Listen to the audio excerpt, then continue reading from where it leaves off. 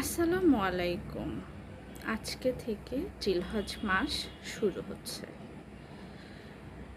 রমজান মাস আমাদের জন্য যেরকম গুরুত্বপূর্ণ, সেই রকম এই জিলহজ মাসের 10 দিনও আমাদের জন্য অনেক গুরুত্বপূর্ণ।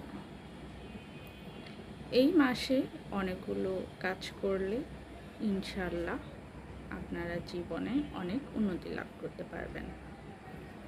এই মাসে বেশি বেশি করে জিকির আজকার করবেন, বেশি বেশি করে দান সদকা করবেন।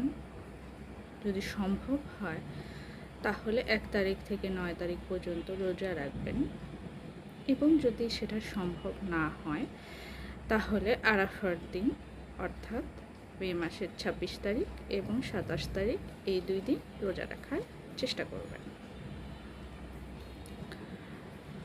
তাকবীর পড়বেন, বিশেষ করে 9 জিলহজ ফজর থেকে শুরু করে 13 জিলহজ আসর পর্যন্ত প্রত্যেক নামাজের শেষে একবার করে তাকবীর পড়া ওয়াজিব।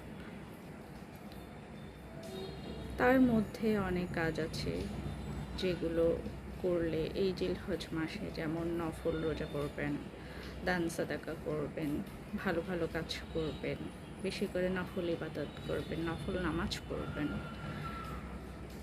রমজান মাসের মতোই এই 10 দিন খুবই গুরুত্বপূর্ণ।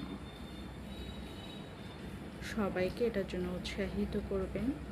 আরাফার দিন বেশি বেশি করে দোয়া করবেন, নিজেদের জন্য, মুসলিম উম্মার জন্য, অন্যের জন্য। প্রয়োজন পড়লে একটা লিস্ট বানাবেন, সেই লিস্ট দেখে দেখে সবার জন্য দোয়া করবেন। আশা করি আপনাদের জীবনের যাবতীয়